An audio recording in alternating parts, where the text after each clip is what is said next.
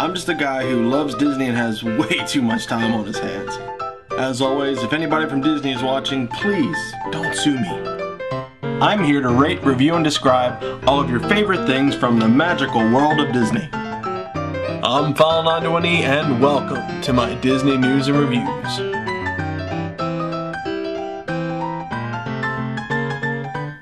Hello everyone and welcome to this week's Disney News and Reviews. I'm File91e and I got a couple cool things in the mail this week and they all came in one box. I actually bought myself a new camera. It's an Nikon D90 and it's a really awesome camera.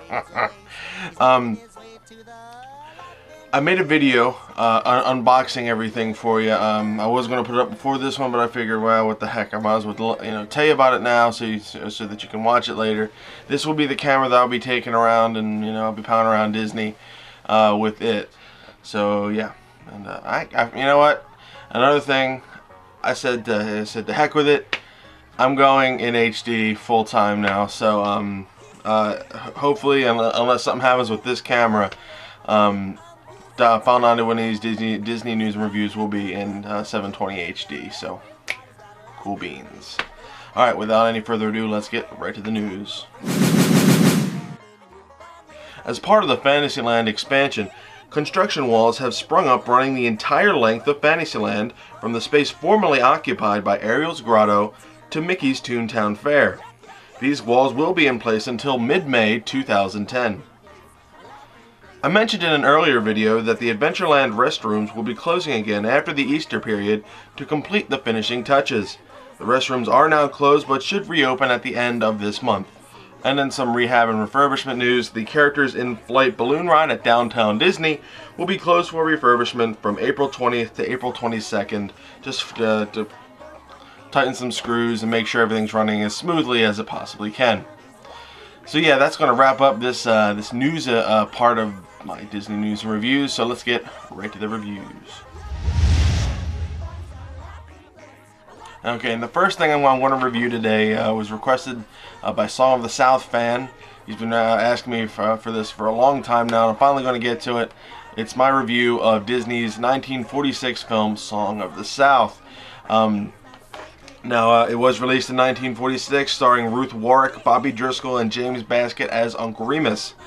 What the story was based on the Uncle Remus cycle of stories by Joel Chandler Harris, but there were live action points to this. This is one of the first times that Disney really put animation with live action in a full feature film. The live actors provided a general story about what was going on, and these kids were were going through some tough times. They were doing some things, and Uncle Remus was always a friend to them, and he always could provide some sort of wisdom in the language that they could hear through stories. And so he told stories about Brer Rabbit and getting into mischief with Brer Fox and Brer Bear and all these other characters that he created. The whole movie was him just telling stories while these kids, learned their lessons and moved on. There were 3 animation sequences, and each of them had like a key song in it. And one of the songs, everybody knows this song, Zippity Doo Dah.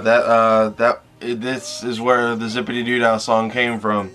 It won an Academy Award in 1947 for Best Song, and you've heard it. It's frequently used in all the Disney montages and whatnot. That's probably one of the more common songs that people know. You start humming Zippity Doo Dah, everybody pretty much can figure out, how it goes. So, the film inspired Splash Mountain. Without this film, there would be no Splash Mountain, and a lot of you like Splash Mountain. And but you're going to notice that there's one person missing from Splash Mountain, and that is Uncle Remus. He was replaced by, I think, Brer Frog. Now, this film is not widely released in any format, DVD, VHS, or whatnot. I happen to have it's a bootleg DVD from the VHS from Europe. I'm not sure you can see that, but this is a DVD release I got. It's a bootleg from Europe, only because I wanted to really watch it. And you know, I watched it the other day and I was like, wow. I can understand where the controversy comes from surrounding this film. I can totally understand if it steps on people's toes, but that was never the intention. They're just trying to make, I guess, a period piece, and unfortunately in that time period that's kind of what was going on. So yeah, Song of the South, as a film, I will give, actually, I'll give 3 stars. To me, it wasn't anything, you know, spectacular. I'm sure at the time, you know, because of the whole live action animation thing, it was great. I love the songs in it. The songs were great. The animation sequences were cool. I really honestly couldn't get into the whole live action thing.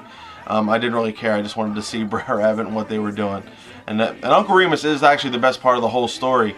James Baskett actually did a great job, and he actually won an honorary Oscar for his performance in 1948, so that was pretty cool. So yeah, Song of the South, there you go, Song of the South fan. I'm giving 3 stars. Okay, moving on. The next thing that I'm going to be reviewing today, a lot of you have been asking for this, is the Pop Century Resort. I'm actually surprised that a lot of you have been really asking about this. I'm not sure if you guys have stayed there before and you just want to hear what I have to say about it. But anyway, I want to get right to it. Now I'm just going to go into what these guys say about the Pop Century Resort. Again, I haven't mentioned these guys in a while. If you are going to Disney World in any way, shape, or form, this book is great. This is a good book. It has tons of information. Look how thick this book is. Tons of information on everything you need to know about Disney World. So check that out. And what these guys say about the Pop Century Resort, the strengths are it's a kid-friendly theme, low Disney rates, as in money, large swimming pools, food courts, convenient self-parking, and a fast check-in. The weaknesses are small guest rooms, but again, that's what you're paying for. You're paying, it's a value resort. You're just paying for a couple of beds and a bathroom. No full-service dining, large confusing layout. Yes, it is really confusing, and I'll tell you in a minute. And no character meals and limited recreation options. For their weaknesses, it's a value resort. Okay, you're not getting every single thing that you would get for, you know, with a large, moderate, or even the deluxe resorts. It's a value resort. You get you get the Disney theming. You know the big Disney theming. You get a couple beds, bathroom, and a swimming pool. You got to deal with everything else. You're paying like $70 a night, as opposed to paying like $200, $300 a night. But it's worth it. I'm telling you, the beds aren't bad, and everything, you know, kind of just works out. So anyway, the hotel is themed around different decades in American pop culture, namely the 40s, 50s, 60s, 70s, or the 50s, 60s, 70s, 80s, 90s, and the 00s. Each themed area features a motel-style buildings adorned in gigantic phrases and iconography of the particular decade being represented. What that means is if you're in the 50s, you're going to see some bowling pins, some different 50s looking things. If you're in the 60s, you got like the groovy stuff and in the 70s and whatnot. In the 80s, I think they have a large Rubik's Cube there. I'm not sure. You know, they just have different things that are iconic to that decade, you know, as the theme. It's really cool, really fun. They're huge though. They're really cool. Definitely awesome photo opportunities. The resort has 2,880 rooms in 10 separate buildings, 3 pool areas, 1 central area that houses the front desk, gift shop, arcade, and food court. From what I hear, it was really cool. At the Pop Century Resort, they have these cups that you can actually purchase and are refillable with the Disney thing. It has a barcode on the side. You just scan the barcode and you can get your, your drink. That's really cool. Now, one of the things people wanted me to talk about, and is originally this was supposed to be a lot bigger. They were going to add the legendary years, which were years ranging from 1900 to 1940. But after 9/11, due to drops in attendance because nobody was flying anywhere, production halted, and the remnants can be seen from certain places. I mean, it looks like a ghost town. It really does. I mean, they were building it up. It looks like they were building it up and then just left for the day. And that's what happened. They were building, and one day after 9/11, they just said, "Stop! We can't do it anymore." And the remnants are seen. It looks like a ghost town. You see this building over there, just kind of just sitting there.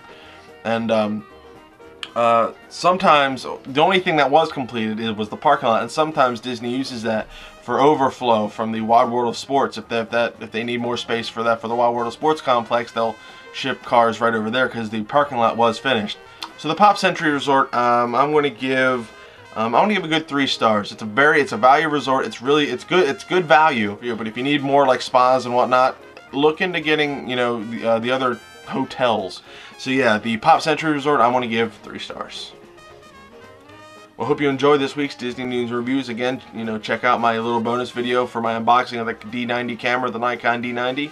And if anybody from Disney is watching, please don't sue me. I just want to inform people about Disney World and get them to go down to Disney World and have a good time. Go to allears.net, touringplans.com, wdwmagic.com for all your latest and greatest Disney news. And I'll see you all next week for more viewer requests. Got a whole line of them, so let's just get it on, okay? So we'll see you all next week. Bye, guys.